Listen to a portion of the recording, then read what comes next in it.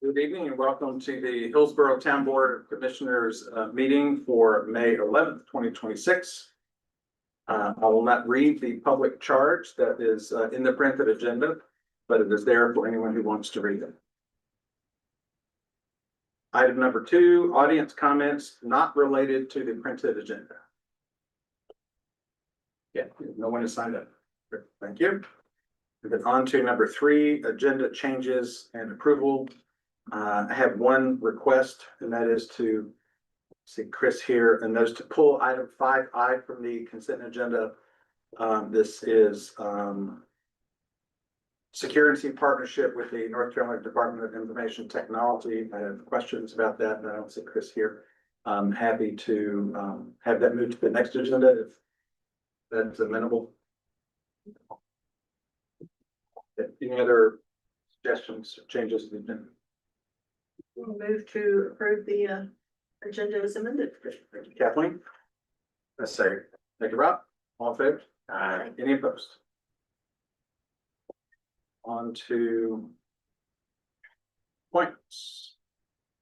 Number 4, to the Tourism Board, reappointment of Megan Kimball as the Alliance for Historic Hillsborough representative serving a partial term expiring August 1st of this year, and then appointment of Blake Tedder for the Alliance for Historic Hillsborough representative serving a term starting August 2nd, 2026, expiring August 2nd, 2028.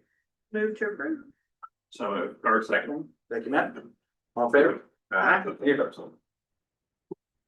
And on to number 5, consent agenda. Move to approve is presented. Kathleen amended.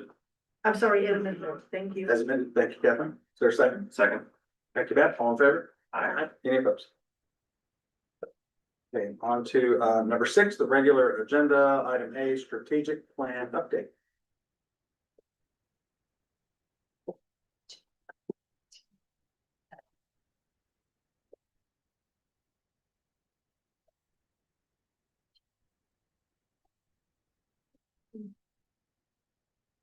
Welcome, Jen. Thank you. Glad to be here, doing our 3rd quarterly update of the strategic plan. I wanted to just go through each focus area at a time, one at a time, and ask if the board had any questions for the 3rd quarter.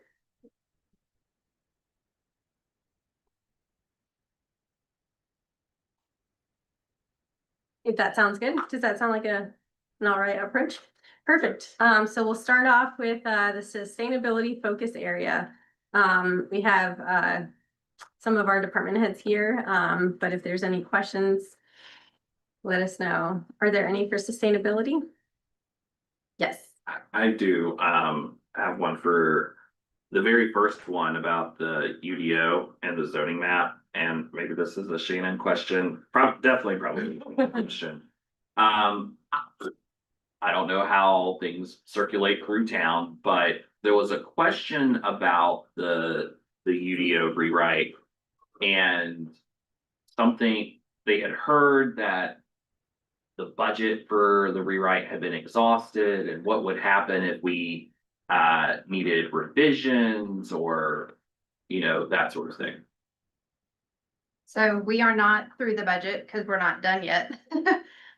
So we still have plenty of budget for the project. It's on time. And we just got the updated draft zoning map on Friday. So it's very much kind of at the end ish, but we are waiting to get that zoning map finalized and get that final draft. It needs to go through a staff review. I would like to see it before we release it to the general public. But we do still have budget. If we just bring that product to the public and the planning board and or town board, and you all are really unhappy with it, you want to go through it, you need more time, we can certainly take that time. We would just potentially need a budget amendment, and or we would have to just let our consultant know, hey, we're going to take a pause. We have a lot more things that we want to go through here, and changes that we want to make, and then we'll kind of pick back up with you all to finalize that document. But we do kind of have a little bit of a plan for if that happens. I'm hoping it won't what we've been trying to do is kind of check in with the planning board and town board at joint public hearings throughout the process to make sure that we're all still on the same page. Because as we've seen with the strategic plan, even in 3 years, priorities can shift and what the town wants and needs can change. But I think we just had a check-in recently on zoning districts and how we're thinking about condensing them. And we got, really positive feedback from planning board. So it's And- going well. and- We're not done yet. And on that note, this person was also concerned that it was a consultant-driven process, but it is a staff-led process with fairly regular check-in. Yeah, I would say it's more of a partnership. So the town is definitely driving the process and driving what the town wants and needs as the feedback that we've heard from engagement with the public, as well as the feedback that we heard from the planning board and the town board before we started the process on what we wanted to see. It's also very heavily led by the recommendations from the comprehensive sustainability plan. So we kind of had an outline of what we were leaning towards and the document that we wanted before we even started the project. Okay, I'm gonna have the person Have them reach out to me. I'd love to chat. watch this part of the tomorrow morning when We available. can grab coffee. I'm available. But that was my inclination about it, but of course, you don't know how things move through the grapevine, especially in a small town. That's right. Shannon. Anything else for sustainability? 3.1, development of tree inventory for town maintained properties. How long do you anticipate the hold, I guess? Stephanie, how long do you anticipate the hold for the tree, town-owned inventory? That's a good question. Because in order to get the tree inventory, we need volunteers, and right now our tree board volunteers are really working harder than just about anyone else in town to do invasive species removal. So it's something that they're working on Japanese knotweed right now and stilt grass. So the last time we talked about it, we talked about revisiting it in the fall. Okay. But it's a matter of getting all of the data and then I'll pull it into GIS. So we're gonna try to do it in-house, but we just need volunteers. I didn't know if that was, And there's nothing pressing to do the tree inventory. It's more just like we can use our geodatabasing tools to kind of keep track of things. I've noticed some patterns with climate change affecting certain trees, and it'd be a nice thing to have, but there's nothing pressing waiting for it. So it's gotten pushed back a little bit because the invasives are pressing for sure. Thank you. All right, are y'all ready for connected community? We got two objectives there. Any questions on either of those? All right. Not hearing any. Economic vitality is next.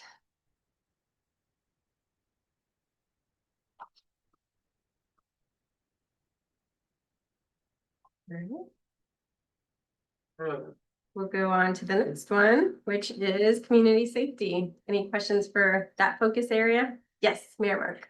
Just to clarify that, number 2.3, conduct at least one tabletop exercise. It's red because if there was no progress or it wasn't applicable for this year. Is that correct? Correct. We had been hoping to when we first set out, writing the strategic plan, but then the timing of everything with the emergency operations plan, we put that on hold until we can get that completed. So just from a timeline perspective, it's red, but yeah. I just was gonna add, one, component either on a metric or in an emergency operations plan that's usually a constant. Is if there has been a major event, then that counts as a tabletop exercise. So while we didn't have that this time, we certainly experienced that with Chantal, so. Yeah, and after every incident that we have, there's the after action reviews and then those lesson or things that we want to focus on get put onto our master list to focus on. So definitely we learn from each time. All right, the final one is service excellence. Are there any questions for that focus area? Yes. Had more of a comment, and I kind of brought this up when we discussed this last time. And that is just how I believe it's so important to get that asset management plan taken care of, and it really should be a high priority. With our sewer rates going up year after year, this really would be a transparent way for the community to see the reasoning behind it. So I just wanna, again, put make the mention that I really think this one should be a high priority to jump into it. I'm not even sure where it's at this point, started or anything like that, but yeah, that's my comment for that one.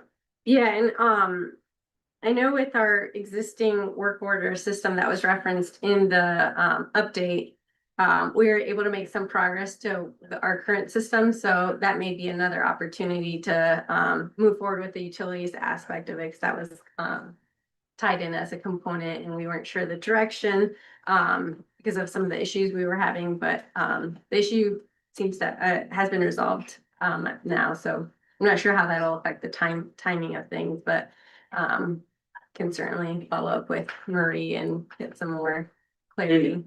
Perhaps like some update in the next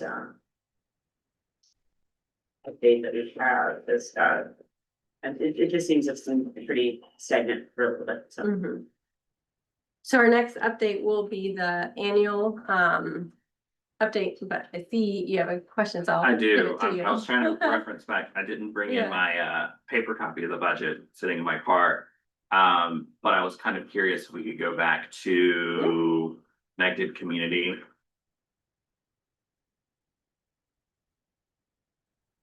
I do have paper copy of the budget right Do you want me to With zoom the in? Ridge Walk feasibilities, the Ridge Walk part of that. Yeah, And cutting ahead a little bit, but it says that if directed by the town board, would that be direction via the budget? I know there was some set aside. I don't know if those are set asides in the budget to ramp up for construction costs or. Yes. So, we could be ready right away to start engineering on Ridgewalk. We're poised because we have the feasibility study with the preferred alignment.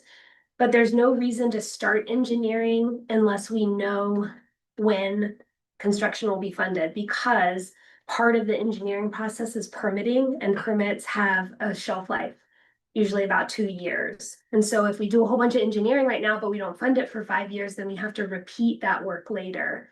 So we really want to wait to start engineering until we know what we're aiming for construction let date. But whenever we have, $10 million, then I am ready to go.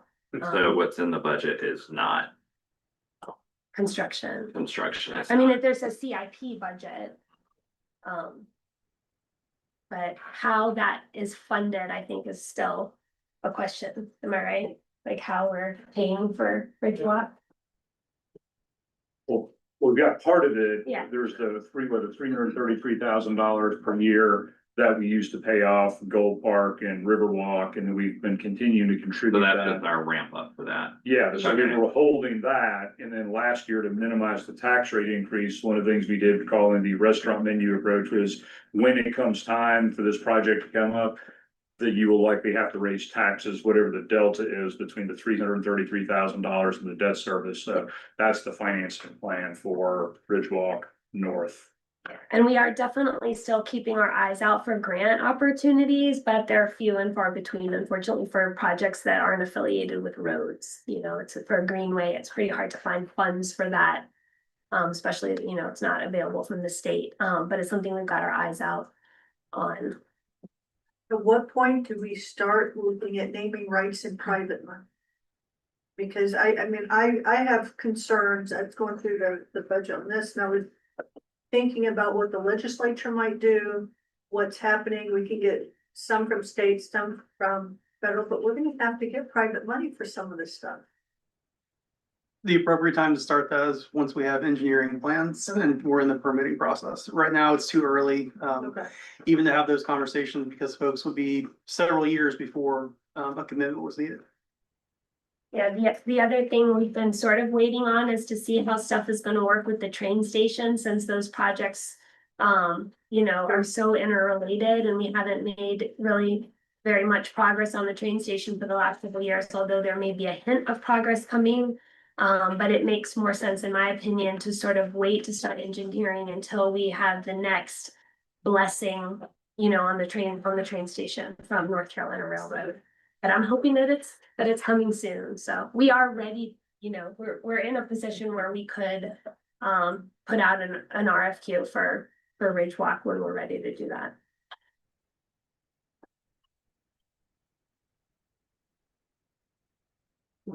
Any other ones that you want to revisit? Yeah. All right, so our annual update will be in August, so that'll cover the up to the end of the fiscal year's progress on FY 26 initiatives. And another thing that I had included within the agenda abstract was just proposing that that with the extended year that we had planned for FY 27, that we just let that year be completing any of the items in our existing plan that we have not been able to accomplish yet, so that we can give it another year to finish as many of the initiatives as we can, and then also give ourselves more capacity to tackle the next iteration of the strategic plan, which will cover FY 28 to 30. We've started progress internally to start mapping out the timeline of everything, and hope to bring back more information to you all in August, kind of outlining the timeline, our approach, and getting your feedback at that time for our next strategic plan. Seems like a good approach. All right. Well, thank you so much. Thank you.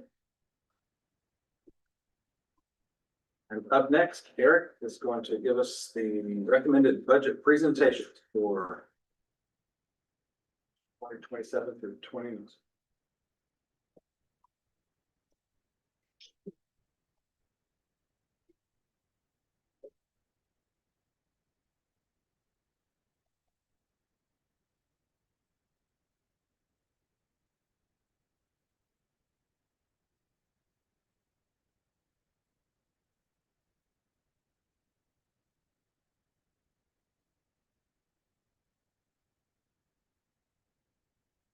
Thanks, sir.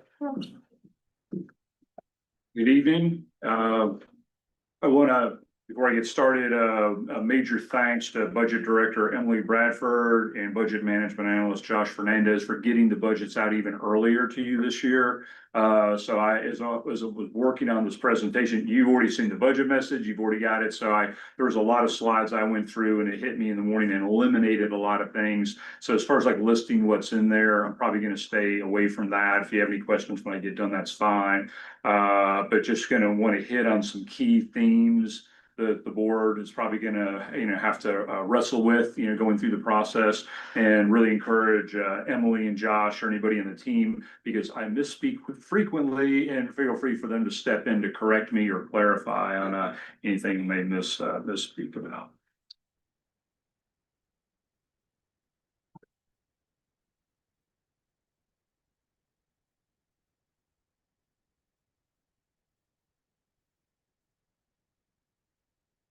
The mouse instead.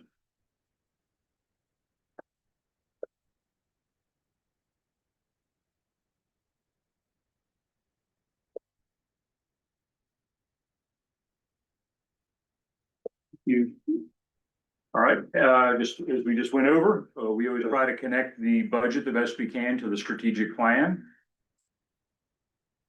A similar chart that I showed last year, but just there's a different one on there besides growth pressure, inflation, the sales tax, say that 3 times fast, and labor market costs, trying to keep pace as far as making it challenging for local governments in North Carolina or region to address these deficits and shortfalls.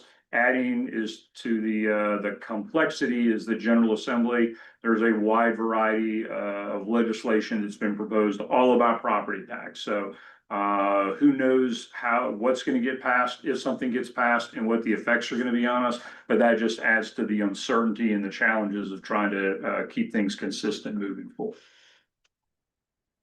So quick overview, there's a little bit of good news, not as much as we would like, but some good news in all three of these areas. So in the general fund, recommending no change to the property tax, keeping that flat. We'll talk more about that in a little bit of detail in a second.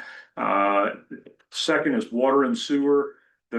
When this current 3-year budget was adopted last June, if you recall, the forecasted water rate increase was 12.5%. But we were able to get that tamped down and have both of them at 7.5% across the 3-year period.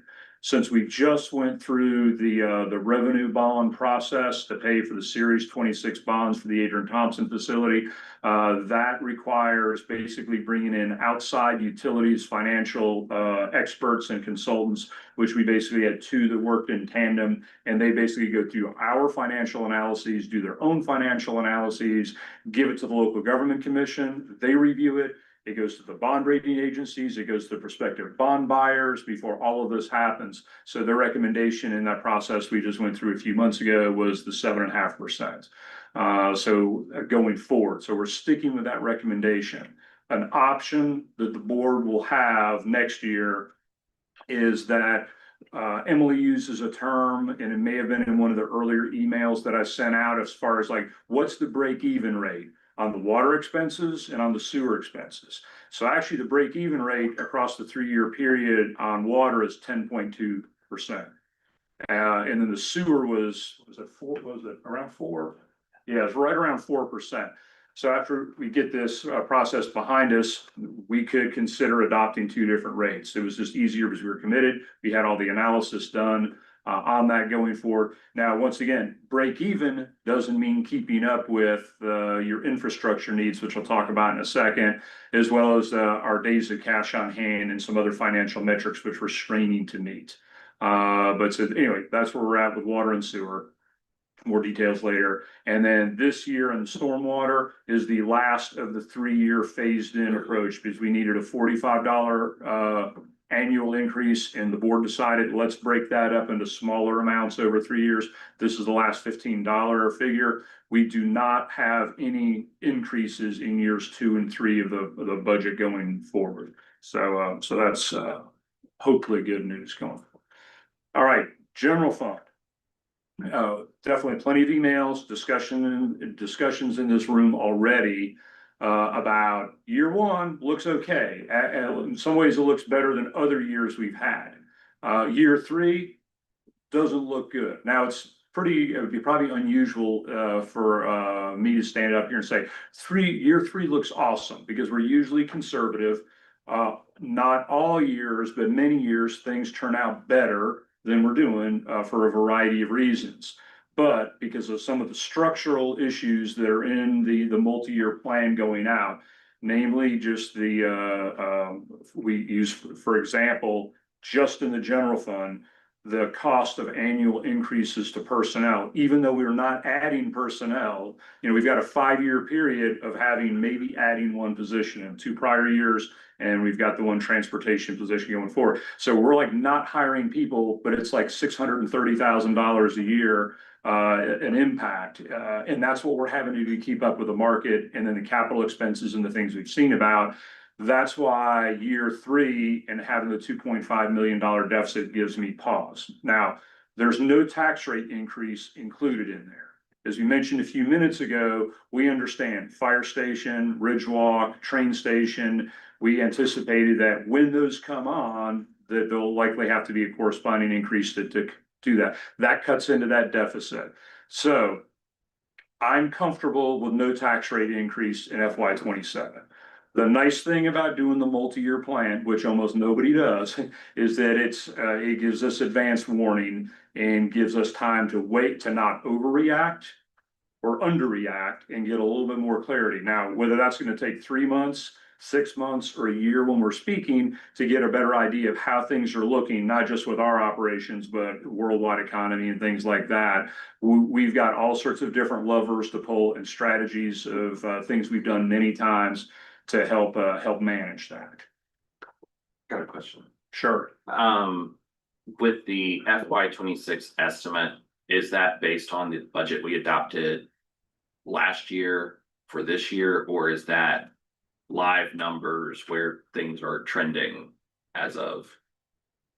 So that's, Budget preparation. yes, on maybe all of those. Yes, it's the budget you adopted and has been amended throughout the year, but all the departments who've done their estimates on revenues and operational expenses and everything going forward, that's got routed to budget, then they've updated all of Okay. that. So as of, the numbers were probably like a couple of weeks old. So as accurate as you can be trying to forecast a few months in advance. And then I was looking for it in the budget message, which for the public will be released tomorrow, as I understand it. You had concerns about the percentage of expenditures and the fund balance dropping. I think it's 24 points between I guess FY 27 and FY 29. What I know, LGC doesn't have a magical number. People latch onto this 8% number, and that's about 2 months of available cash, but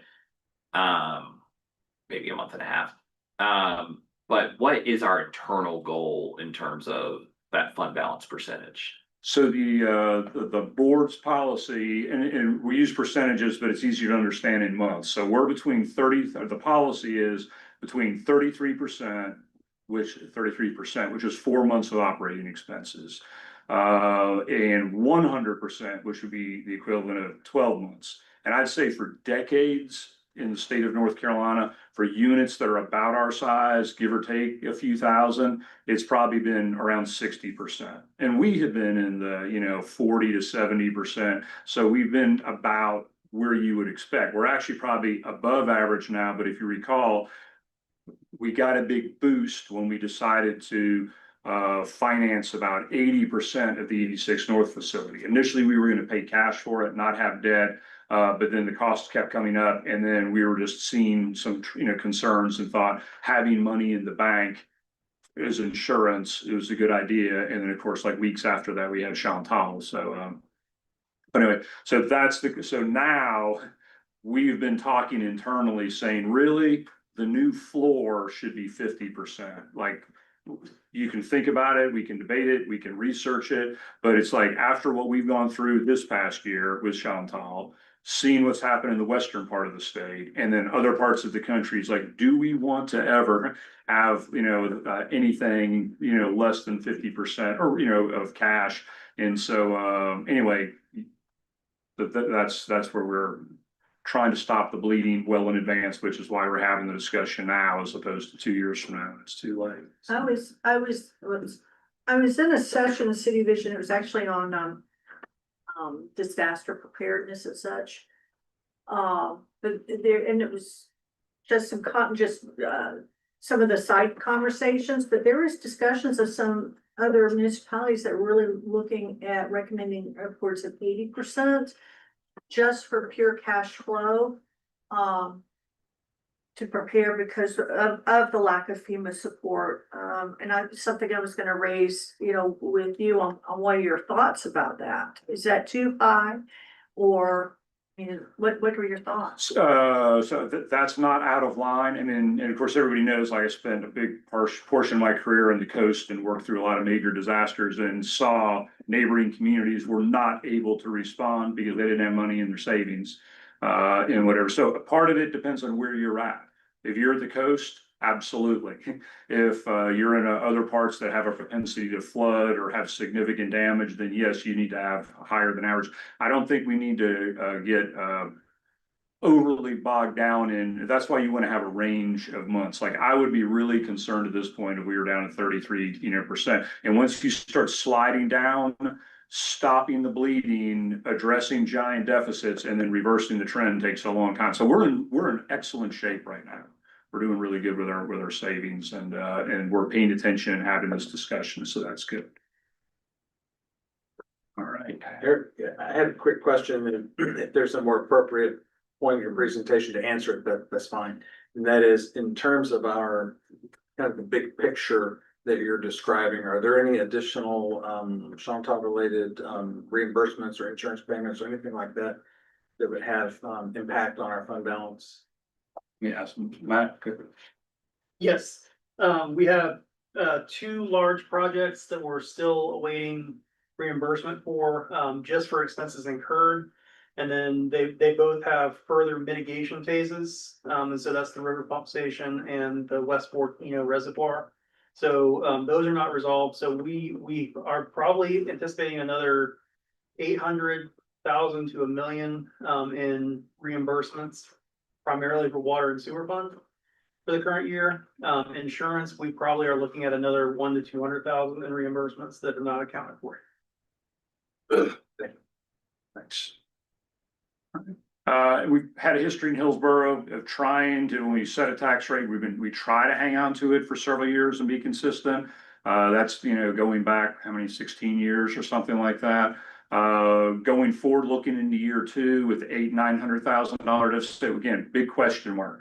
If we feel like we can go next year and hold the line again, we will. But there's just no way to predict at this point. Things are just always so dynamic with what's going on. But anyway, just showing you where we've been. And of course, the big thing in the general fund, we have very little, really the only way that the board has the ability to raise funds of a substantive amount is the property tax. Some places charge for water and sewer, not for water, sewer, for solid waste pickup. That's actually complex to start another enterprise fund.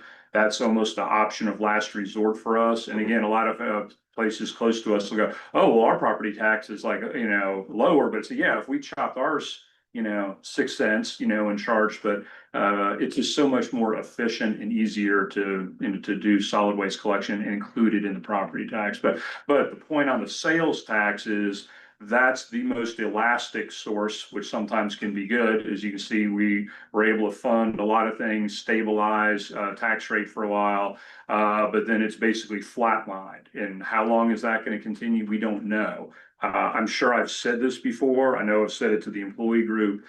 We can all think of situations in the last few years where local governments have had to like freeze employing, freeze spending, do all sorts of different things.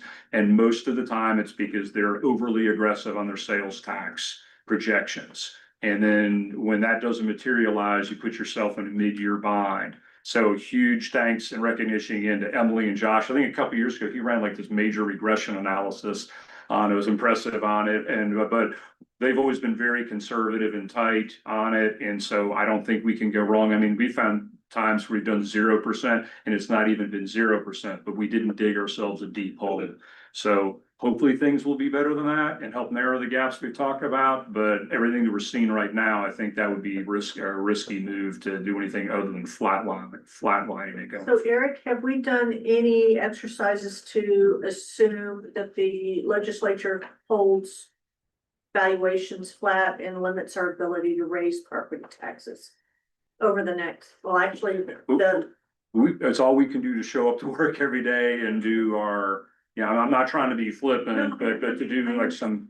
The reason why I asked, because that was something that was hit pretty hard at City Vision. There is going to be a constitutional amendment. What the definitions will be, who knows? But there will be, it will pass. Moratoriums already, I've forgotten how many bills, but we are going to be hit. The question is going to be, what will exactly be flattened and how far will be the look back period on local governments that we get penalized if we raise taxes beforehand? So,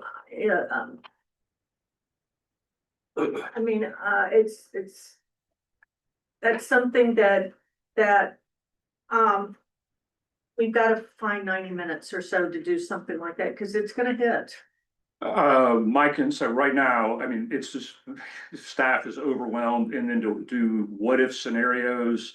I rather just get clarity. It's just like whatever gets passed, then when that happens, then we can do that. To see, basically Matt Eford already ran a pretty complex analysis. I don't know if we shared that with you, basically comparing what would have happened if one of the scenarios would have happened versus now, basically put us exactly where we're at right now. But once we get that done, because there are like a dozen different proposals, I don't know what the number is. I don't think there's any value in doing that now in this process, but there will be once we figure out what that is and figure out the risk. So my quick guess, which is that it's gonna force local governments to raise taxes more often. And at times, one, because they feel like we have to get this tax rate increase because we got limited ability and flexibility going forward. So they're just gonna have to do more and more increases. That'll be, it'll probably be a zero sum game. But again, there's all these different variants and there's no way to know yet. You've already seen, this was last year's slide.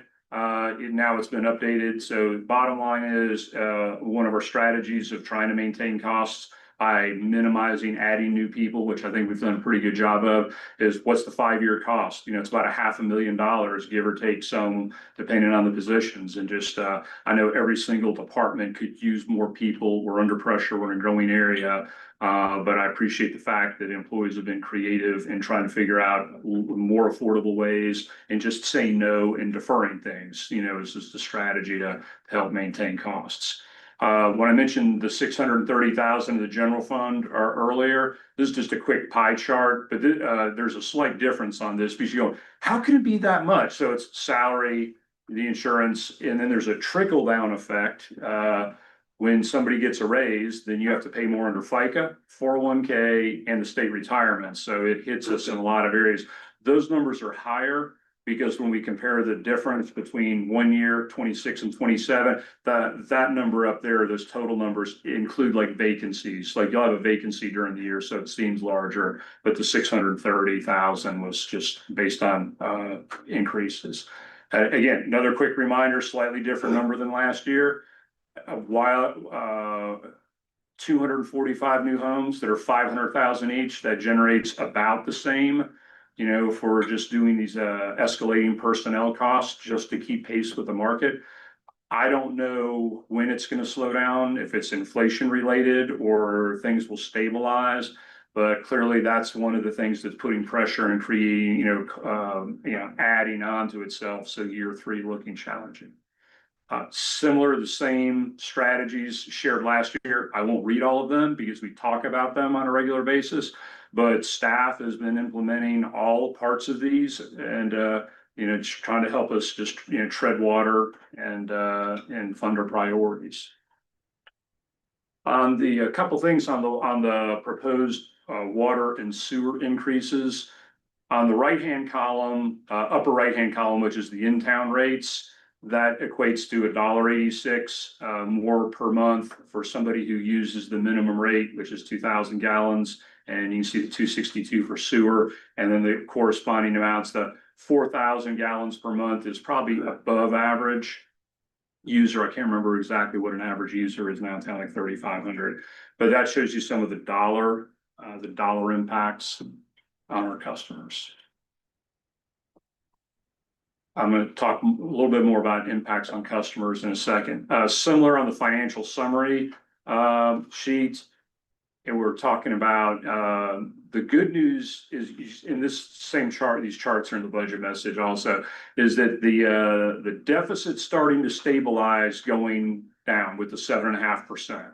But again, if you look at the bottom chart on the water sewer fund balances, where the arrows are pointing, that's to the days of cash on hand. So one of the key metrics that's used in the industry in water sewer is days of cash on hand. And Dave was here, maybe Matt can tell you that there's different formulas between that, like fund balance, but that is what everybody looks at when they determine your bond rating. Are you going to keep it? Is it going to go down? Do we want to buy your bonds or loan you money? And then it's also important for us to know, like, our liquidity. How much money do we have in the bank? Our adopted policy is 360 or 365? 365. So you can see, like, already we're below what our policy is, and it's slowly bleeding down into year 3. So even these rate increases are one of our internal priorities is going, obviously, we want to fund projects. We want to minimize the rate increase, but we need to build these days of cash on hand back up for the same reason we were talking about the general fund. Question real fast. This might be a Emily question, but what accounts for the volatility in the fund balance appropriation? How it just kind of ping pongs throughout those projections? And then similarly, it seems as though after our current fiscal year that basically we kind of even out. And, you know, we drop down to 49%, then we're up to 53, and we kind of just hover in a few percentages there. What's accounting for those two things? It's mostly, if you look at the, like, under the financial summary, the expenses line, you can see like, the 26 number is expenses around 8.8 million, then for next year drops down to 15.7, and then 15.5, and then jumps back up to 16. So it's the, expenses. Okay. Yes, especially when we're dealing with, I'm assuming they're large capital items, like, I mean, maybe we need to spend $800,000 of the water plant, and then next year you don't, and then just, you know, so looking at the CIP and then the capital items is probably gonna account for most of that. Okay. I think, because if you look at the operational costs in most of the department, and those lines, they're incredibly flat through so many of the operations, like just the day-to-day stuff is usually, I'm sure there's gonna be some exceptions, but that's what is generating that.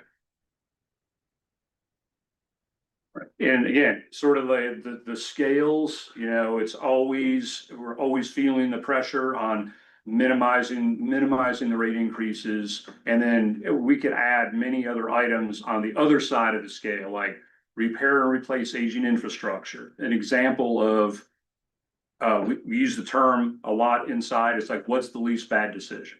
Because a lot of times there's no good option that's gonna make anybody feel good or is gonna be the right thing to do. We pushed off about $10 million worth of projects. There were two projects. It was the 90-year-old Hassel Street water tank. Not only is it 90 years old, it's undersized and it doesn't meet our needs. And even though it's a 200,000 gallon tank, because it's a standpipe instead of an elevated tank, the real storage on it's maybe 100,000 gallons. So when you're pushing off a 90-year-old project that has those things, I mean, that's the extent we're going to. We don't want to do that. There is risk involved in doing that, but you have to take some risk because we've got the other side of the scale. Same thing with the highways, the 70A 16-inch concrete line that connects us with Durham, which was vital during Chantal. It's an undersized line. That type of line is prone to break. It may be fine for 20 more years, but again, we need to do that. We need to do it. It's on there. But you have to say no and make some difficult decisions. That was another one. It's like, this is difficult. Let's push. That's another $5 million off. We cut about $500,000 in water system master plan improvements that were, I forgot which years they were in, and we just reduced that. It's like, those are system, you know, major improvements. And if Marie was here and during the budget, you can ask her. There's plenty of other things. I really appreciate her and her team being extremely flexible and pushing off plenty of other things. Like, you know, if this was just a math question, there would be plenty of things to put on there. But again, we're making these tough decisions and taking some risks to minimize the rate increases. Of course, you can see, you know, all the other things are things we regularly talk about, including really important is the fiscal health. It goes beyond savings, meeting all these metrics that we talk about on a regular basis. Commissioner Darab was talking about the asset management software, which will be great to get a clear picture to be able to communicate to people. Hey, where are we in the lifespan with pieces of equipment A and pump B and things like that. More broad metrics that I had in here and then I cut out because I was trying to make it shorter. The UNC Chapel Hills, the dashboard that they had on utilities and finances, they had just got updated recently, thanks to JC for telling me. And so I went in there. So we've seen before the metric on depreciation. It's like, where on the scale are your assets in their life? And we've been consistently, even though we try to do a good job, we try to take care of what we got, we're in the yellow. Like, if we've been in the green ever, it's barely in the green. So that's an indication. When Dr. Martin Doyle from Duke University a few years ago, the very first thing he said when he looked at our system, he said, "You're not investing enough in your infrastructure." And he's right, but there's that tension, you know, between what's going on. They also had two other dashboard modules on there that were new, and it was percent of like capital replacement based on percentage of your revenues and percentage of your expenditures. And we were, you know, way down where we need to be. So again, it's a struggle for all of us. And I think we've checked off so many different boxes, and we're running out of options of things that we can do to to minimize the water and sewer rate increases. And I'm open to any suggestion, like there's things that like, why are we doing this capital replacement of this? Can it not be done, or can we do without other things? You know, please, people should feel free to raise that and we can weigh that. Going back into the rates, this was a slide from a year or two ago. When Raftalis did the initial study, I think we were at like 23 or 2,500 minimum then. And it was like almost half of our customers, 45%, were using the minimum amount. Which is a huge amount of our customer base, and we've talked about how that's challenging. Talk more about that in a second. So we've had high rates in Hillsborough since Flint Fabrics went out of business at the same time that we had the debt came on from the first phase of the reservoir. So it's been a long time. It's nice to see a little progress, at least in one important area, and then the effort that the town board has made on two different efforts to reduce the minimum usage charge. We took several years and went from 3,000 down to 2,500 and just completed the 2,500 to 2,000. Of course, the downside is it's cost us about $500,000 a year or more in revenue. On the upside, on the very first slide, which came from the dashboard, this is the current fiscal year we're in, the median cost for water customers in the state of North Carolina, is a little over $26 if they're using 2,000 gallons. And most of our customers are low volume users. We are actually below median. So I know we've got a bad reputation, and it's probably well earned from having high rates. And as you can see, the more you use, the higher we compare against other places. But even at the 3,500 gallons per month, which is close to our average, the state median's 34, and we're just under 44. So Is that max, state max? that's the maximum is the most that a unit charges for that in the state of North Carolina. So there is a utility system charges $228 for 3.5. What's that? I don't know. Not us. But anyway, the point being is like that, we have a huge amount of our customers fall into that first category there. And that's in-town rates. So that's a lot of progress. And same thing on the sewer bill, we're a little bit above median by like $1.60 something there. But again, it's nice to be close to the state average and have made progress in that area. Again, long-term strategies for stabilizing. This has been in the budget message for multiple years. Just put it up there. You guys are all familiar with that, so I'll move on. And again, if these are boxes that are checked, I think we're checking these and trying to follow those, and it's been helping. Just a reminder, because lots of people, when they get frustrated with, well, why are the rates going up, or why can't we do this? Staffing is often a major question. I showed this last year in this graph. I didn't have time to update it with the 25 figures. So that's basically 22 years of staff. Even though our customer base has increased dramatically, it's not quite flatline, but really impressive what our water and sewer operations have been able to do over the years without adding people. And that had the percentage of population increase versus that. I'll note on our basically trying to not add any positions, in addition to not adding positions in water and sewer fund, those operations in the general fund that are shared between the departments, admin, HR, safety, finance, fleet, things like that. We're not adding positions there either. We understand if we add costs there, it impacts the water and sewer fund. So it's helping in other areas. And getting down here towards the end, stormwater fund. They're continuing or funding the road culvert rehab, putting funds away for that at Elizabeth Brady Road each year, along with other stormwater projects. And other than that, we're pretty much holding the line on stormwater. Finally, we try to check out what's happening in the region. The Central Pines region shares information here, as well as the league. We're able to compare what we're planning to do, what we can afford to do, to try to stay reasonably paced with our neighbors. As we know, we have lost a lot of employees over the years that have been poached by other governments or come And we've lost a lot of good staff over the year, and that's fortunately stabilized. Last year, the cost of living allowance was $1,500. This year, the numbers weren't quite as high in the region, so I felt like for two reasons.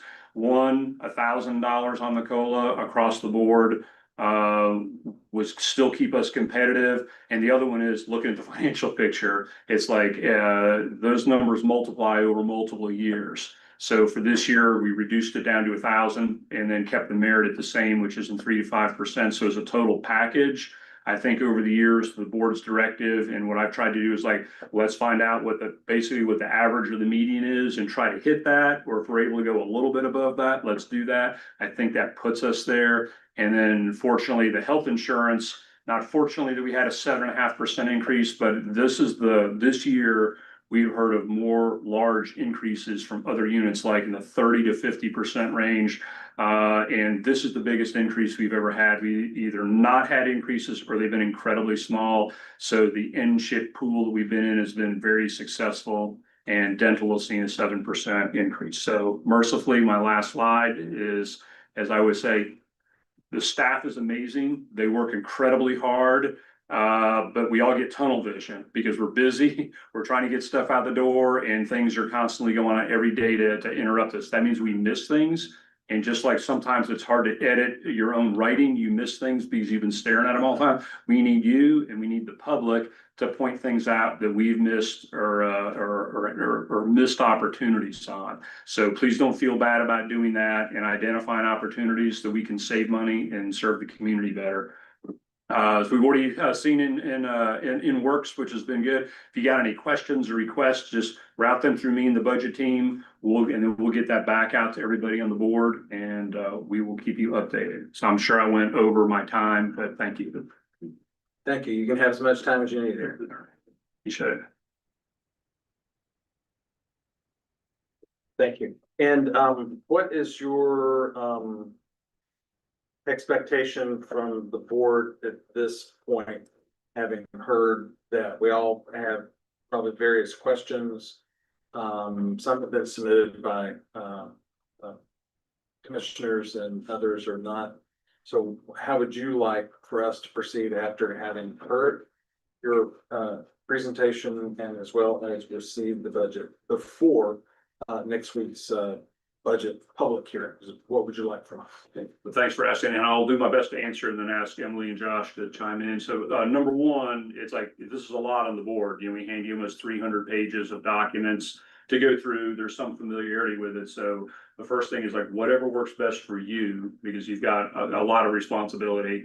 And if that's like, if you know you have some questions, if you think it may help for us to get them in advance so we can have them ready for you on Monday night, just send them on to us.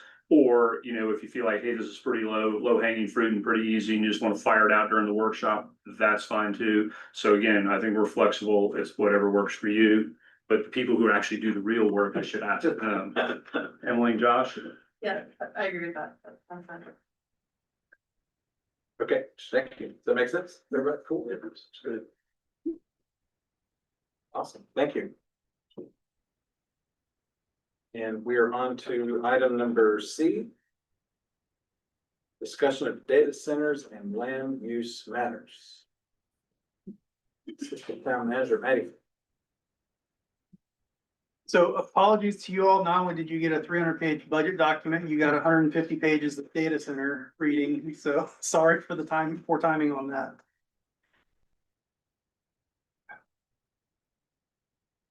Thank you. So good evening. We're going to talk fairly high level tonight about data centers. Mostly this is a baseline conversation, try to get a common understanding. What are we talking about? What impacts could we expect reasonably in the town of Hillsborough? And what does the board want to do about it? So starting with the problem, like what is a data center? This is a simple definition. I will mention a lot of this information I've duplicated from the other municipalities that are much farther ahead of us. There's no sense in us spending a lot of time reinventing it when folks have invested months of work. And so this is stolen from the town of Apex.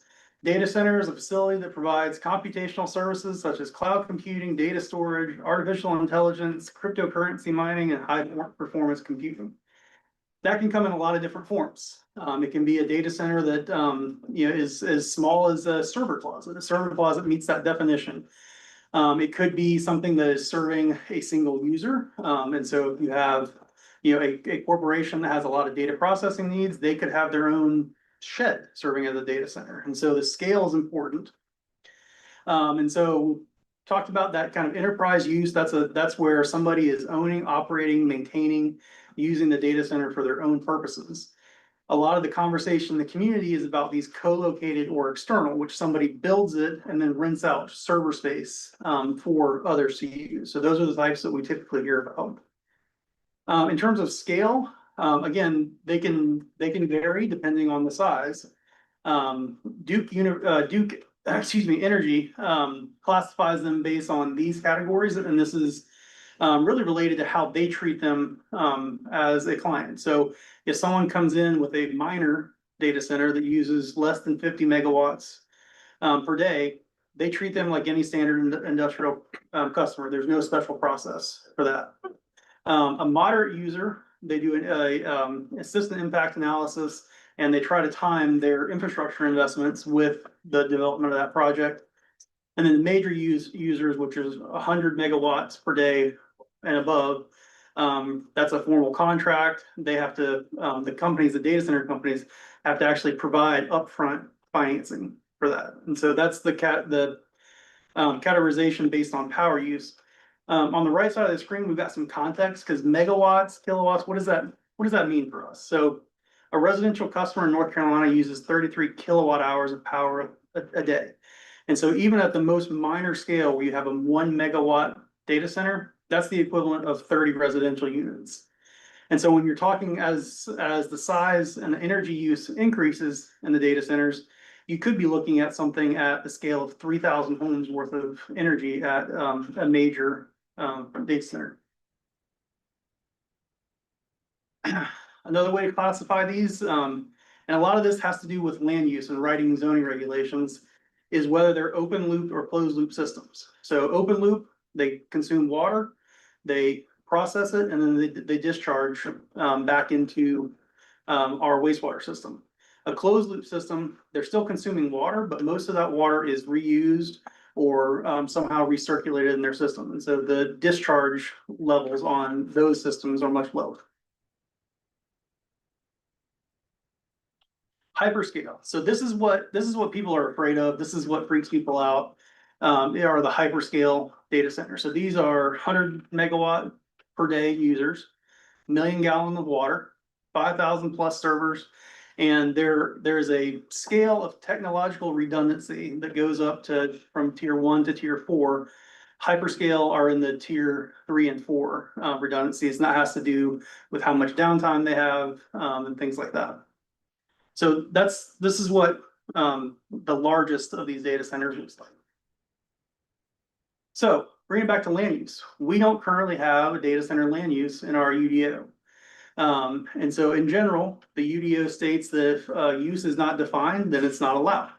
However, there is case law that says, well, you really need to try to figure out the next closest thing and apply those standards. And so that's why we're in this place of uncertainty. We don't have a really comparable land use for data centers. And so if one were to come in, we're uncertain how it would interact with our zoning regulations. And so this conversation is about how important it is for actually us to do something and define data centers and what are the appropriate regulations that the town wants to impose. Matt, is there any comparable, anything to compare that to now? Like if you had to. In our UDO, the heavy industrial use would be the most comparable. But if you think of the scale of, our largest users compared to what we've talked about, and then what we're about to get into next with some of the ancillary concerns, we don't really have appropriate regulations. So this is what I mentioned, aside from power and water, which we've talked a lot about, There are a number of other offshoots from the development of data centers that are not appropriately considered in the Unified Development Ordinance. One thing on water, again, setting this context. So as Eric said, he was real close to the mark. 3,400 gallons is our average user. So if you think of data centers and scaling up from that, a small data center, one of those minor in the power classification, uses about 50,000 gallons of water per day. So that's about 450 homes worth. Scaling up to that hyperscale level of 1 million gallons a day of water, that's the equivalent of 9,000 residential units. For context, there are about 4,500 residential units total in the town of Hillsborough. So that's a scale for you. Noise. So noise comes in a lot of, I learned about some of this. It comes in a lot of different flavors. You have high frequency, low frequency, and then the vibration that comes with it.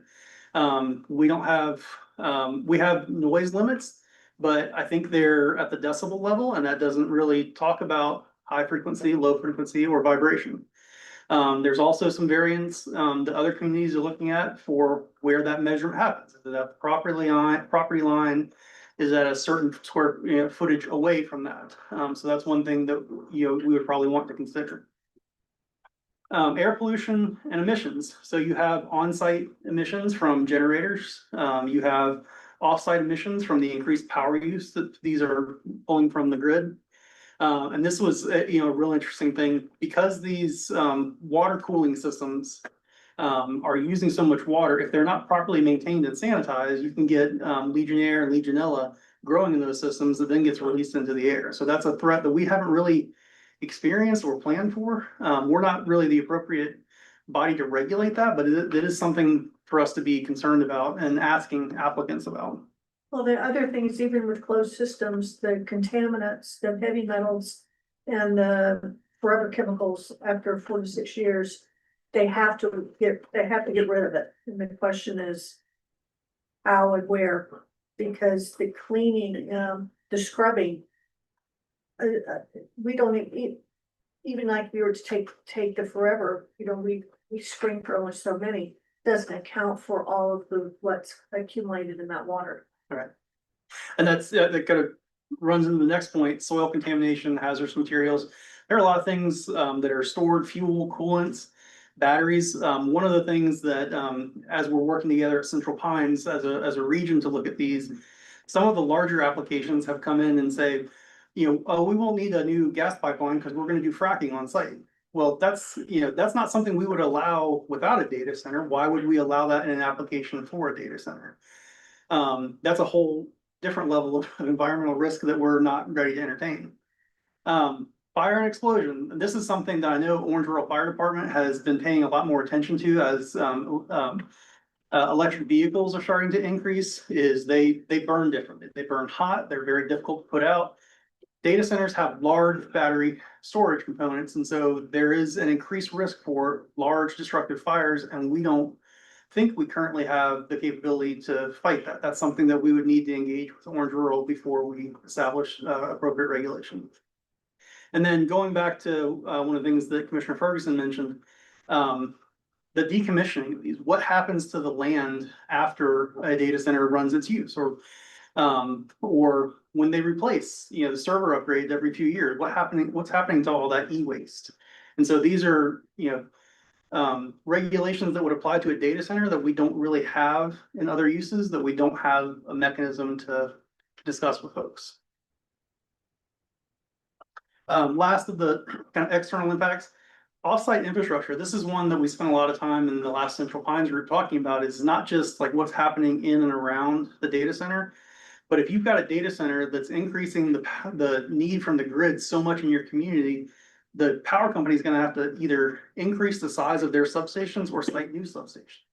Once those are developed, they never go away, and they have their own challenges. And so that's one of the things just to be wary of is understanding what would be required to upgrade our grid locally and what does that impact look like elsewhere in town. And then lastly, financial impacts. So data centers can be large property tax generators, but it's important to note that most of the value in the data centers is in the computing power, not the land, not the structure. And those things, depreciate rapidly. And so one of the things that you have to keep a keen eye on is, are they replacing stuff regularly? Is that being reflected by the tax assessor? Or is the tax assessor just following a straight line schedule and you're losing out on revenue? And so, keeping track of the property tax revenue, there is currently, no sales and use tax on data centers. That's a bill that's been introduced this year, is to remove that exemption.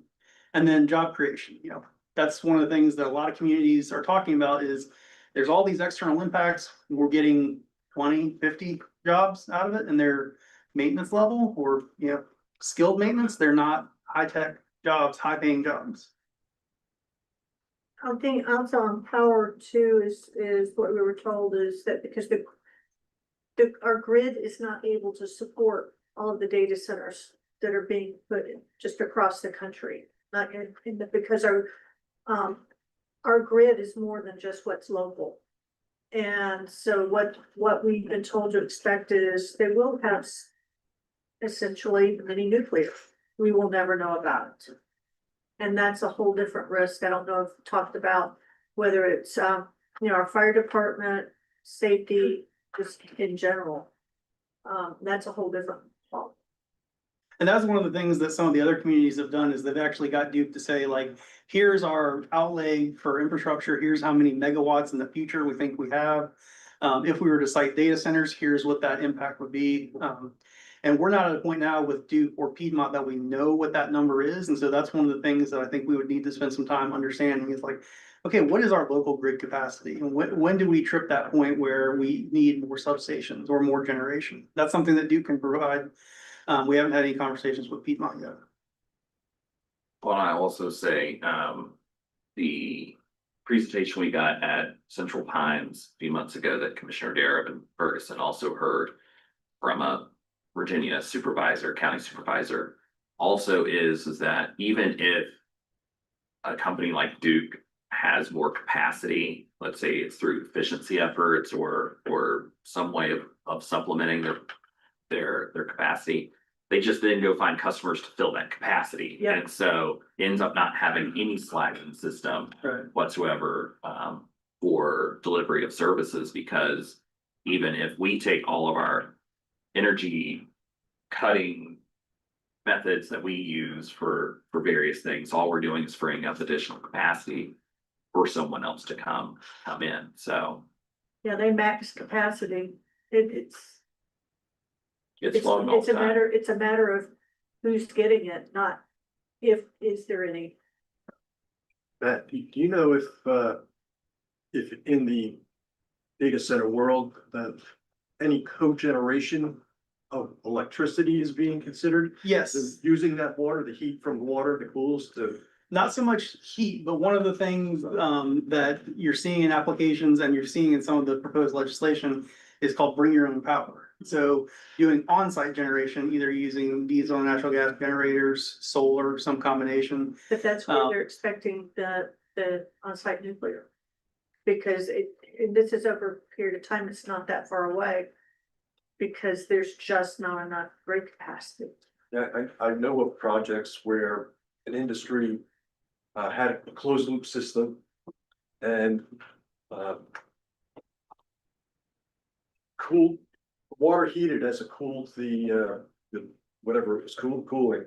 And then that steam was used to generate electricity, which was then sold back to the grid. And or could be used to offset their own. Mike actually talked about some of that, but it's what they're drawing in, versus what it's piffle. So looking around to neighboring jurisdictions, what are folks doing?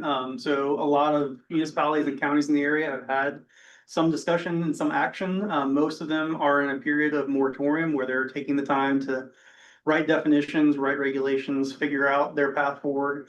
A couple of communities went ahead and just updated the definitions for uses in their community rather than doing a moratorium. And so you can see there who's taken action recently. I mentioned a couple of the bills.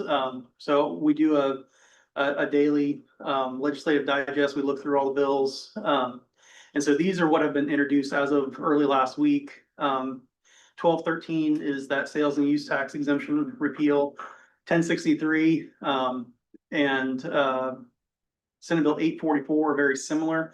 They both propose to create new regulations on large scale power users. And in those two versions, data centers are specifically called out. In these other bills that are listed below, they talk about electric utility and talk about large load customers, but it's not specific to data centers. But it seems like that's what they're aimed at. And again, these are early introductions. None of these have had, a lot of traction thus far. So again, tonight's purpose is, bring the board to some sort of common understanding. What's the problem we're talking about? Where are we at currently in our ability to understand and regulate? What would we like for y'all to do next? We've drafted a resolution of intent. This does a couple of things. It allows you all to provide direction to staff on specifically how to move forward. It allows us to tell the community and anybody who is thinking out there that they want to do a data center in Hillsborough that beware, regulations are forthcoming. This is kind of a safety step. It gives us a little more traction if somebody comes in and says, well, I was already thinking of doing a data center. You can't regulate me. Well, now we're giving everybody notice. We don't have any current applications that would be impacted by a moratorium or additional regulations. If the board is interested in directing staff to do a short-term moratorium, that's 60 days or less, we could do that as quickly as the last meeting in May. We would have to provide 7 days of public notice and have a legislative hearing at that time. There's no time crunch on that. If that's not something you all are ready for, or if you think that's too fast, we can set a different date if that works for you all. And then if the board desires a longer moratorium, larger than 60 days, there's a longer process. We have to treat it like any other rezoning or land use. So we may have to involve planning board, there have to be a public hearing, things like that. So that's where we're at, and that's our path forward. The board wants to follow any of those. Thanks, Matt. I think it's important that we're undertaking this conversation now, and the background information and definitions you provided are help underscore that there are so many facets to data centers, and it's a very large and complex issue. It's also fast moving.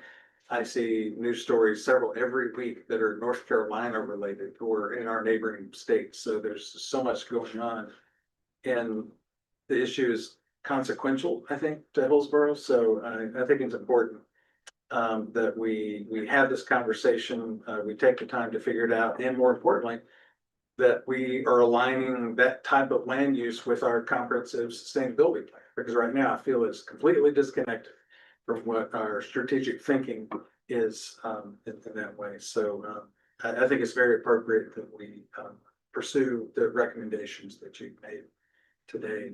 I think I'd like to go around the table and hear other thoughts. So I'll start over here with Megan. Also, Commissioner, there before you start, Shannon may be able to fill in any questions you have on the land use. And then if you have technology questions, that's I have something that I've completely messed up, Chris may be able to jump in. I've learned a lot. Well, first off, I just appreciate pulling all some information together so quickly. We started up last meeting, and it's a lot of good information to start with. It does seem that data centers are definitely a challenging industry for North Carolina and throughout the nation. And I believe, Shannon, you've already attended some informational sessions on them, and I really believe that it's the town's duty to try to become the subject matter experts as best we can, so that our community knows that what's at stake, what we're looking at, and it's just there's so many. I don't know. There's a public perception that's somewhat based off fact, it's based off of rumor, and just want to make sure that the residents can trust us to have the correct information when we possibly might have to make a decision on a data center. I would wholeheartedly agree with the 60-day moratorium. I would also think that I I would personally like to have a longer one too. I just feel like there's so much to go through when we're taking a look at UDO changes, the power grid demands. There's just such a laundry list of items. And I was thinking that it affects more than just Hillsborough itself, like any nearby county property, they're gonna be coming to us for water and resources. So this is more than just looking at what's in Hillsborough's little circle. It's bigger than that. So I would entertain a longer moratorium on this subject. This, I have like a couple of specific questions to add to the many that you have. The first one was in the presentation. When you went through the types of data centers, the open loop and closed loop, did you mention that there would be a different zoning for those two types, or did I mishear that? No, so one of the things that, again, the Central Pines Working Group is looking at is a common, zoning regulation. The folks that are farther ahead have recommended not allowing open loop systems. Okay. In their zoning definition, and so that would be something that we would evaluate as well. Okay. And then the power demands, we talked about that. I'm unsure of exactly what we have here available. I was wondering if there's any wastewater permitting issues when these data centers flush their cooling systems. How would that possibly affect our wastewater permits? That's one of the other questions that I had. And then one thing that I think we need to be cognizant of, and this was from the presentation that we heard, is that some of the information coming from builders and of data centers, they're coming from a cooler climate, and they're coming here to the south where it's a lot warmer and the cooling is much different. So the cooling requirements are different. So I feel like that's something we need to have an idea of. And I don't know how to get that yet because there's not probably a lot of data to back that up. But it was brought up that they can do a lot of things in the north that we can't do here in the south. So that's one of the other things. And then water demands, is just the final question I have. So on the Yeah, all this. wastewater discharge, like any other large industrial use, depending on the amount and what's being discharged, there may be what's called industrial pretreatment before they discharge into our system. And so there may be requirements, and that's something that between utilities and DEQ would regulate as part of their wastewater discharge permit. There was actually one other thing, someone had sent me in another article. I'm sure we've all seen these horrible articles where all of a sudden a water utility is getting calls saying, where's my water pressure? And it's because the data center has sucked up all the water. So one of the other concerns is the regulation, like once they're built, I mean, I don't think it's Hillsborough's responsibility to regulate these industries, but just keeping an eye on like the noise, like they might be fine the first day they open and then things slip and 50 years down the road, all of a sudden every neighbor can hear a data center. So again, I'm not sure how the question is going to be answered, but it's just another concern that comes along with this industry. So I'll tell you, that's also something that the Central Pines Group is looking into is like, what does long-term monitoring and enforcement look like? Because once you're connected to the utility system, like we don't have a good mechanism to limit how much you can draw in water, other than how much we can push out of the plant. And so that's one of the questions is, okay, is that a contractual thing? How do we enforce that? Same with the wastewater discharge. We permit folks for a certain number of gallons discharged. But we don't really have a good mechanism to enforce that. And so that's a problem that we're exploring. Thanks. That's all I have written. Thanks, Megan. Rob, questions, comments? Yes, several of mine were answered, and I want to reiterate what Mr. Dare said. Thank you for pulling this all together and short notice, very comprehensive. I agree, not reinventing the wheel.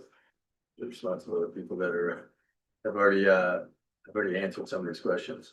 I too am for a moratorium, whether that's 60 days, definitely 60 days. Consider longer, but I think if 60 days gives you enough time, gives you all staff enough time to kind of, you know, pull something together, I think I'm fine with that too.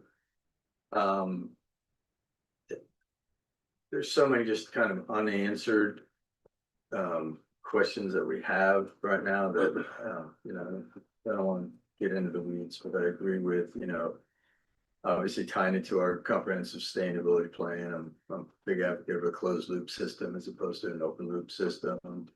Noise, air pollution, are certainly two things of mine that would need to be mitigated in order for any of this to kind of happen. What happens in drought? My assumption is these centers run pretty much 24/7, mostly 365 days a year. With those water needs the same regardless of you know, what day it is.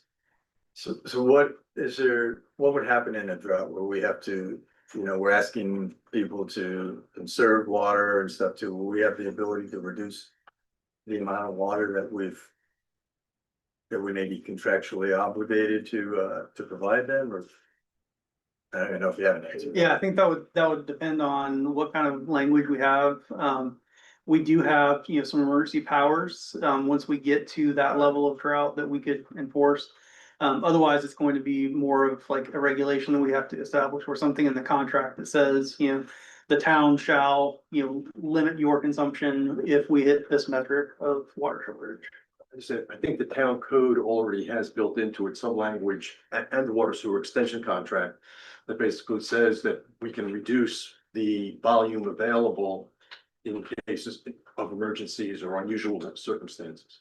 Yeah, I'd like to have that option. It's a good, Because I think we can't ask other users to, you know, to conserve their water, if we're not asking one of the larger users to do the same.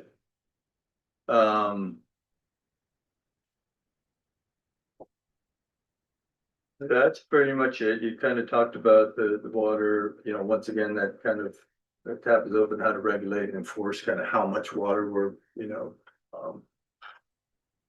the certain group is using, but I think it's very important for us to be able to do that. And the only other question I really have is, has there been a data center that we're aware of that's been decommissioned at this point? And no, I think they're early in their life cycle, but that's one of the things that folks who've gone through this process earlier kind of wish they had dealt with, is, oh, like, are we just signed up to create a future brownfield? What are we gonna do with this land? And so we want to be aware of that on the front end and put that back on the developer. Okay, what is your plan? What are you going to do to make this site reusable in the future? Yeah, at national level, there was, nobody could find an example of decommissioning. yeah, And several talked about, oh, rut, when we passed it, we didn't think of it, and now they're stuck with it. is there a average life cycle or of what a data center basically is? I think it's gonna be dependent on the technology inside. That's probably the component that's gonna change the fastest. The cooling systems and stuff, they may evolve over the next, you know, 10, 20 years, but the processing is where the evolution is gonna happen. The buildings themselves are generally large metal shells, and that's, again, back to our regulations, we don't allow anything like that. There are design guidelines that apply to commercial buildings that would have to be interpreted for a building like this.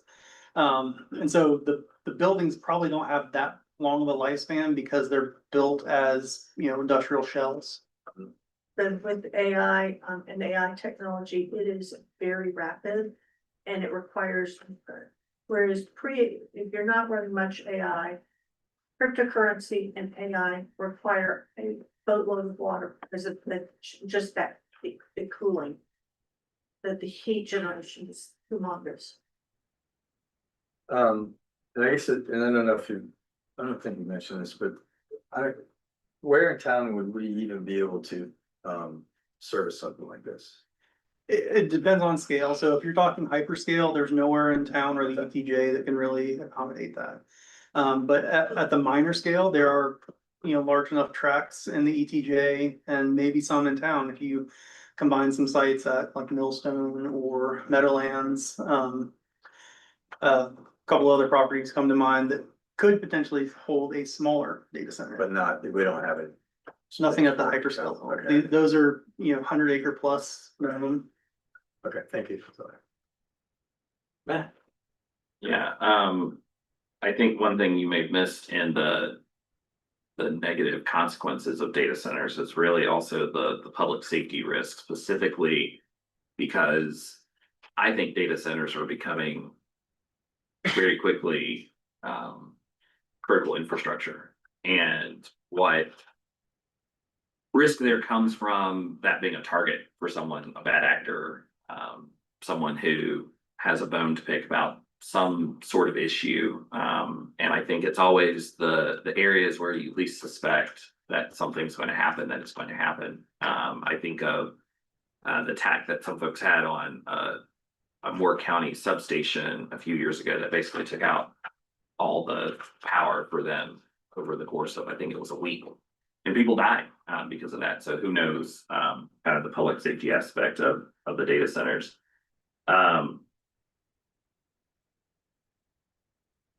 I guess I'm not specifically opposed to data centers because I do recognize that they're critical infrastructure, and we're streaming this meeting in part because the data center somewhere is piping it out to the world. But I do think that in our smartphones and everything, I don't think people realize that cloud is a data center.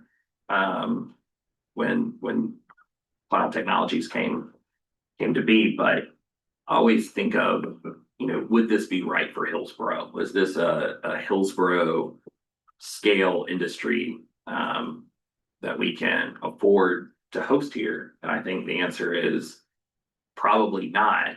But here are all the regulations of things that we're looking for. And if you want to meet this, what I would presume to be really high standard, then maybe we can talk. But I don't think, and I don't know how some communities are approving these almost without any regulation, not just here in North Carolina, I just mean in general, because of the significant policy concerns, but also just how does it work? And I do think that some places are, and I feel for them, are chasing them because of tax revenue, that they don't have any other, they can't raise their taxes high enough to do certain things, build a new school or what have you. So like, I understand why some communities are tempted to roll the dice with it. Speaking of nuclear, Commissioner Ferguson, you may have seen recently that Microsoft is contracting to restart 3 Mile Island to service all of the energy for all of their data centers. A little scary, but it's not been decommissioned, but it's been offline for about 6 years. They see it as a way to power their data centers. So that's pretty interesting. But I do think that I would like to go with a longer term for a few reasons. One, a lot of our neighboring jurisdictions seem to have gone the 1 year route. The Apex did. City of Durham, I think, only went 60 days, if I'm not mistaken. They're kind of following a similar process that we are, where you probably do the 60 days first so that you can work through the process of establishing the longer. I think their target is 2 years. And so if based on what I've heard so far, that's what I envision happening for us is we move forward rapidly with a 60-day moratorium and then use that time to go through the process of establishing a longer term one. There are a number of things we have to satisfy in the statutes in terms of what's the problem we're trying to solve, what's our recommended fix, and what time period do we need to institute those. Okay, because that was going to be my question of Bob, especially about the resolution. So what you're potentially proposing to us is that we would do this 60-day moratorium And then what's the process? Remind me the process, because I read a lot this weekend, so it's a little fuzzy. I mostly read the budget in depth. During that, so when we pass this, is that the implementation of a 60-day moratorium, or is there another, what's the next step? Because I read your memo, Bob, and I mostly looked at them as bifurcated options, but it seems like this is mostly integrated. So, the next step on a 60-day moratorium would be, we would have to call a hearing and provide public notice. We don't have enough time to do it before y'all's next meeting, which is next week. But we can get it done before the workshop on the 25th, I think, 27th, whatever the Wednesday of the last week of the month. 27th. That will give us enough time to meet that requirement. And then, Bob or Shannon will have to fill in here, but the longer term moratorium, we have to treat like any other major legislative zoning decision. So has to go through potentially planning board, public hearing, and then adoption by the board. I checked with Adam. I checked with Adam Lovelady at the School of Government. And I think he's of the opinion that you might not have to do the planning board hearing. But I'll double check with him again on that. So that would streamline a little bit the long-term moratorium process. We still have to publish notice twice in the newspaper, first no fewer than 10 days and no more than 25 days before the hearing date. I think that was my question to you over the weekend, was if we have to treat it like a rezoning case, does that mean we need to have a joint public hearing with the town, with the planning board, and go through all those steps, but potentially? That all depends on whether the statute doesn't expressly say you have to have the planning board make a recommendation. Okay. What it says is you have to have the legislative hearing with a greater notice requirement. So we'll get that straightened out. So potentially we have a hearing with them, but they don't need to give us a recommendation. That's right. Or they can give you an instantaneous recommendation. Well, there's that too. Okay, so I'm a little bit clearer because I wasn't sure if by choosing a longer moratorium, we needed to amend the resolution in our packet. But it sounds like no, we'll spend this time getting 60-day and then we'll plan out some homework over the summer, it sounds like, potentially to call that meeting.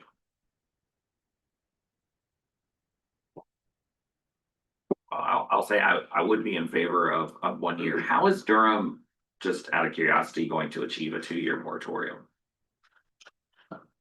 No idea. They have 60 days to find out. Well, how long, let me ask this question. How long does a jurisdiction have to go before implementing another moratorium? Well, there's a whole process. You have to go through the process all over again to extend the moratorium for a greater length of time. I'm just gonna say, we have the Chatham County lawsuit going on right now, where their moratorium adopted 3 weeks ago was sued, that was challenged in Superior Court 3 days after it was adopted. And I thought they did that in February. no. But so there's a lot going on. And the focus of the litigation is really on the moratorium and some constitutional questions in that particular case. There's some factual distinctions, but some of the procedure stuff may be instructive. So it sounds like maybe they had someone who wanted to build one They had and might have some vested rights. They had a developer that spent multi-millions in property with the aim of putting in one, and then the moratorium went in after he had done the investment. It was part of one of the mega sites that had been Yeah. approved by Chatham County years ago, Yeah. for which the zoning was okay for industrial use. But the question is, I suppose, whether how this fits in with industrial use, and there's questions about vested rights. I mean, it's really juicy legal situation, but More like we could have some Supreme Court precedent. That's it for me. Definitely, Something. you have some thoughts? I just wanted to. First of all, really appreciate what's been said. One of the things we have to also consider is storage, how they're storing. Because lithium ion is, it that that's not a good thing. As Mr. Hughes mentioned, in terms of the volatility of that. Needless to say, the volatility, because it's what, Mike Turner was saying, it's not that the, on-site micronuclear is gonna be tomorrow, but in the next 3 years, yes. It's realistic. Absolutely within 5. What happens then if there's any kind of accident? You're talking about water conservation. The other thing is you were talking about, how do we avoid a chemers or chemers, how do you pronounce chemers? I don't know how you pronounce that, but anyhow, because of those heavy metals and the forevers, we don't do all of the testing. And how do you regulate that discharge, except for after it's happened and contaminated? Whether it's on site or in, the water system itself. And there's not only where they drawing the water from, because there's, even if it's coming from well, the amount that does have impact. It definitely, on sound and we've covered a lot of those things. Needless to say, yes, I want to see a shorter term and longer term moratorium, because I don't think it fits Hillsborough. When we look at our sites and the proximity to residents, when we think of proximity to critical infrastructure, because even at some of the sites, how close it is to the hospital, how close it is to schools, that's not that we want industrial use, but that's not the type of industrial use that is, to me, consistent with our comprehensive sustainability plan. And it's not consistent with, general usage, and I think the risk is way too high. On not only the risk we talked about so far, but there's even more risks, which I don't want to spend too much more time. So yes, short term, make it happen. With the longer term desirable. Thank you. Great, thank you, Kathleen. Well, it sounds like there is a consensus to move forward with the resolution and intent tonight, to direct staff to proceed with setting up the necessary steps for a near-term moratorium, and then to have use that 60 days to figure out what it looks like in the process for the longer-term moratorium. Do I have that correct?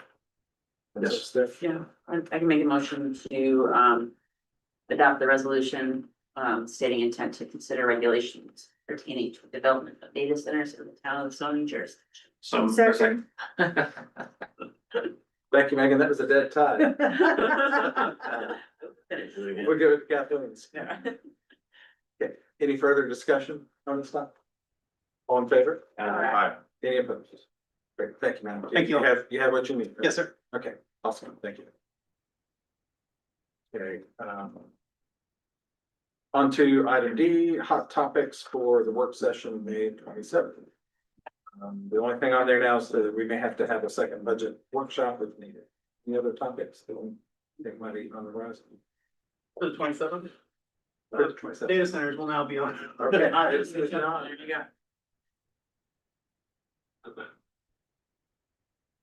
Okay. Updates, board members. Yeah. Yeah, so we did not have TPO in April. We will have a virtual meeting later this month. Orange Care Coalition will also meet this week. Hope to have some stuff to report back from there. Visitors Bureau is next week. Outside of those responsibilities, I did attend Policy Academy in Durham through a national organization that this board has actually funded me to attend meetings in the past and outside of North Carolina, called the YEO Network, Young Elected Officials Network, all centered on how elected officials in their varying capacities. We had a few state legislators, some council members, county commissioners, et cetera, about how we can use our roles to be just better stewards of democracy, which was really, really great, to hear. And for the most part, it's about telling stories and why democracy is so important at the local level and that sort of thing. Another conference I attended last week, before City Vision, was actually the New Deal Forum, which very similar, brought together elected officials from principally the South, but from across the country, a lot of state legislators, a lot of city and county officials, just looking at issues that are staring us all in the face, whether it's disaster preparedness, affordable housing, homelessness, local economy, and being kind of constrained with everything happening globally, even that hits our budgets because things are going up and whatnot, and just how different communities are responding to that. So that was pretty neat to go to. And then Commissioner Ferguson and I both attended City Vision. I'll say one of the sessions I really enjoyed was the session on IT and the dark web. Yeah, that was really. Number one, it really was just kind of surface level introductory. But number two, the questions some of our colleagues from around the state had, holy cow, no, your incognito browser is not surfing the dark web.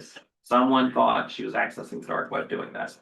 But clear how many communities, large and not so large, haven't really been thinking about this, just because of the questions that were being asked by the electeds. It was kind of like, coming from the mouths of babes, of just not knowing, any better. And I'm glad we're ahead of the curve. But I do want to make sure Is it- It's like I. oh, well, But have you- yes, Kathleen is great, but are we doing dark web monitoring? I just think, have we checked? So we do have dark web monitoring that we have through our managed service provider who runs reports on it. Because now we know one of the places that we could do, except I'm afraid to do it for to be flagged by why are you looking up at the dark web? But, I think it'd be a good test if you showed up in our report, so. okay, I'll run. But it is so clear that the way that ransomware and all this other stuff happens, someone gets a password, they've been reusing the password for 25 years.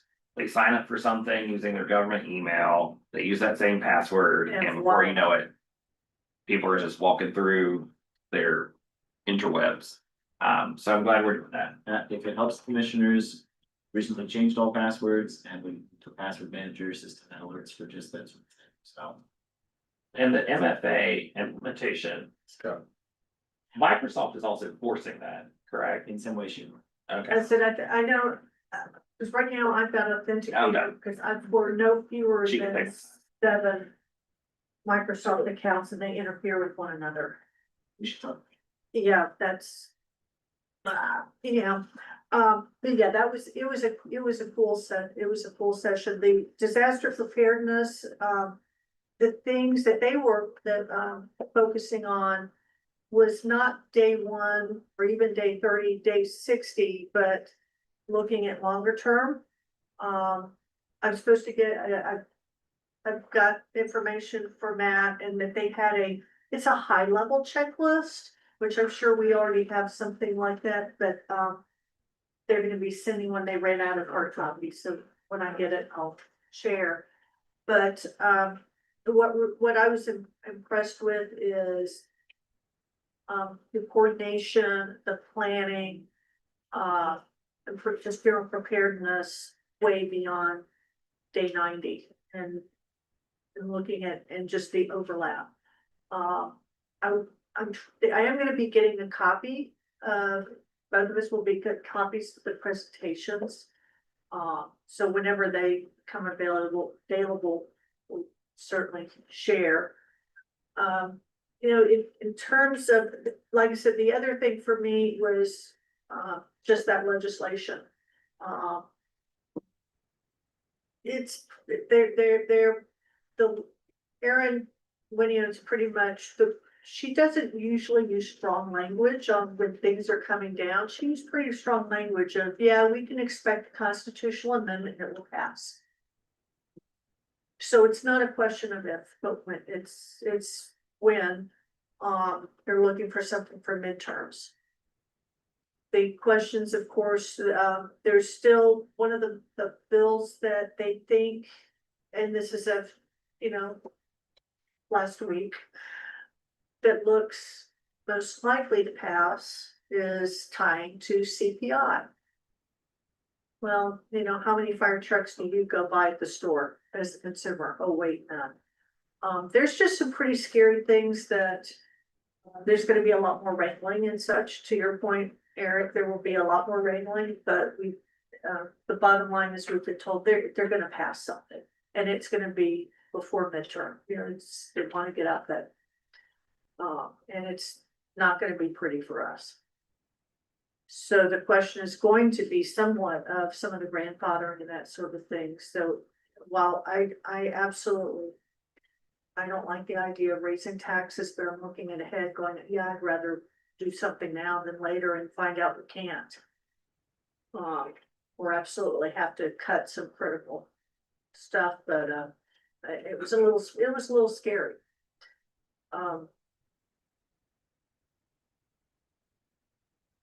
And then Wednesday,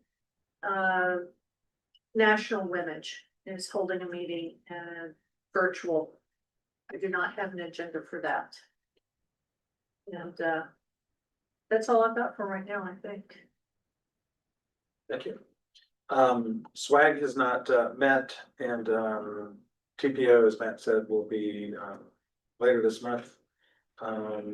I helped Chris and staff with some fiber contracting issues, hopefully to get optimal terms that we discussed at the last board We have meeting. such great experience on this board. You can use for free.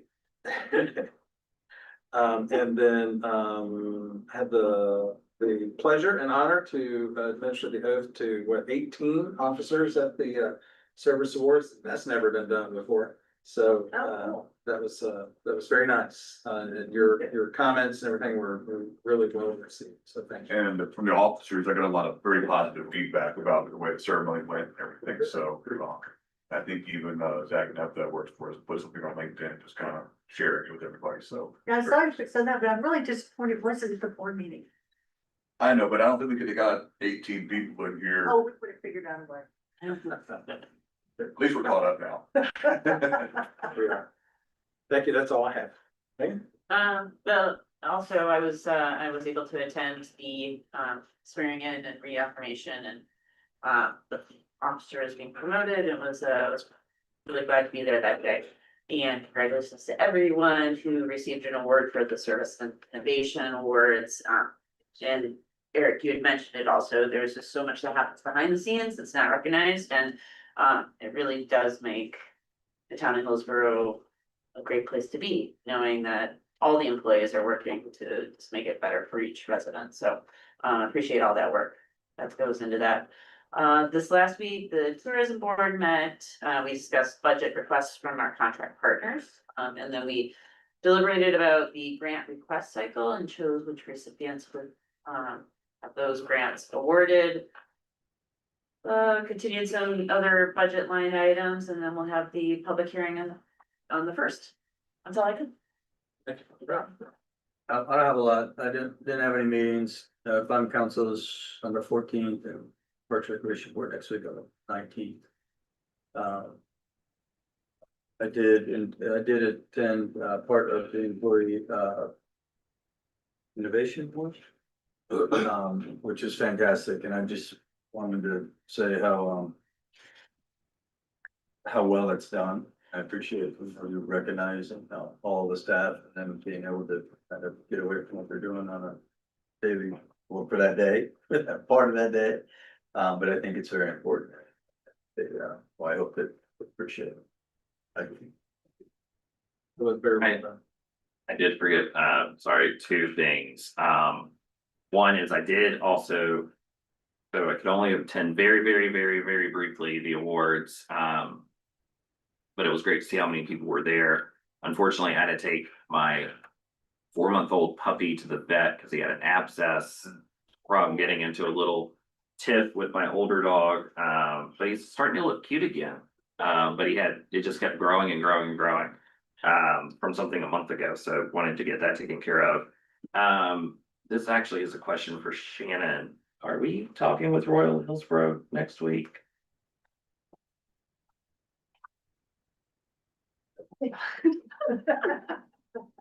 Thought we were wrapping up, so I do have my jacket on. I have not heard back from them. I'm gonna send out a reminder tomorrow just to make sure that it didn't get lost in the shuffle and they didn't forget about us, but I emailed them and kind of let them know what our best date was, and I assumed they're kind of circling back, trying to make sure that works for all their folks, but I'm gonna touch base with them in the morning. Ellen has been bugging me about getting the meeting, so I'm gonna bug her about the fun. There you go. Um, Bugging her. including one with a phone call, which I was quite impressed by. And then I just want to say also, unrelated to that. So, this is Jewish Heritage, Jewish American Heritage Month.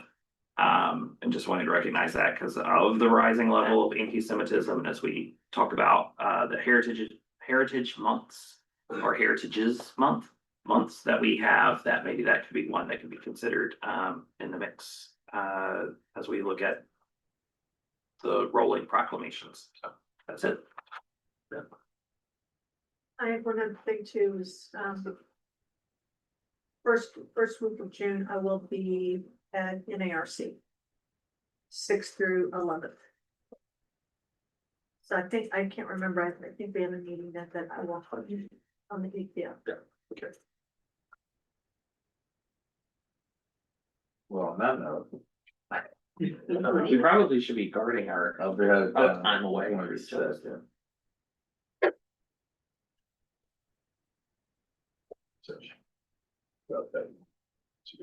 I get to vote after.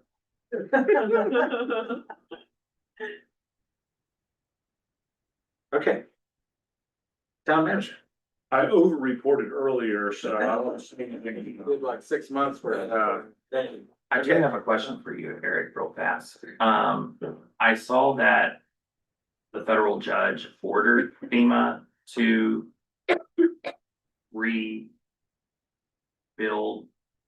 restart the BRIC program. And that was in March. Do we have any updates or anything that's been communicated about it? Yes, I'm gonna have Matt smiling and going, good luck explaining this one succinctly, which I can't. So there was just an email today. I will do a very, very poor job that's gonna require follow-up. So it'd be probably good on Monday night to ask Marie to correct my misstatements. As I understand it, the North Carolina Hazard Mitigation Grant Program, which is run through that Division of Department of Public Safety. They're basically ordering and transferring us from the BRIC program to their program. And I don't know why or how they're doing that, but I actually think it's a more than glass half full. Because there's some benefits to this. I'll fire a few off. One, I think we're eligible for more money. I believe they pay our match. Is that correct? So that's a significant amount of money. Yeah. I think there's still lots of bureaucracy, but not nearly as punitive as going through the federal process, which is a lot. And then with also like with River Pump Station, there's been challenges with, where the line's gonna go with property owners, and things like that. That offers us more flexibility, is a really good pivot point to potentially look for other options. So, I think there's a meeting later this week. Friday. From Friday. We've already met with the consultant when Commissioner Ferguson said, hey, I read this article from the ICF. We're meeting with them in 2 hours. So we had a meeting with the consultant ICF who's been working with us. We were talking about this, and then we're getting official recognition from the state. It's like, we're moving you from BRIC to our program. Who is our ICF? Ned Fernandez, who wrote the article, and then I forgot who's the other. Rachel Bradley. Okay, no, because there's someone over there, she actually was my direct report for a while. Okay. Pauline Armstrong, I never remember which is her professional. So what it sounds like is that the feds are going to take the monies we should have gotten, give the dollars to the state, and then the state figures it out, which open some more dollars potentially? I have no idea how that works. So apparently, when the brick funds were taken away from us like last March. When I say early, within the first several months of us exploring every option that we could, the HMGP program became available. And apparently even before, so I don't know if there's any cross mingling of funds. So even before this came down, our understanding from the state was like, we have a lot of funds. HMGP was targeting in specific units in North Carolina, like Hillsborough, that had programs that were done. So it sounds like, I don't know what their funding source is. One of the other points that I think Matt Eford made about, and maybe it was somebody else, because there was a lot of us on the call, was there was a lot of risks sticking with bricks. So another more than glass half full. It's like we've started the process. And you've got, so one of the questions I think Marie was working with the consultants on was like, well, we've got these brick funds and we're supposed to deliver like the design or whatever it is. And are we in trouble if we don't do this? But those are questions the state needs to answer. But it seems like from what I have read, like they are going, no, we are moving you from here to here. And so anyway, and then once again, just the lack of consistency and confidence with what's going to go on in the program. I think this has the potential to be a really good thing for us. So. Good. So thank you for that question, Matt. Matt Eford, is that something that we'll know more about in May or June for an update at a board meeting? Yes, so as Eric said, we have a call later this week. It's hosted by DPS to sort of inform us of what that process looks like. We've been going through this for several weeks with ICF to try to figure out, does this make sense? Why is this happening? And Marie can probably pull together a report for you all if that would be helpful. But as Eric said, like one of the things we're seeing from FEMA and that makes us a little nervous is they are trying to hold folks to period of performance and sort of ignoring that whole year where the funding was in jeopardy.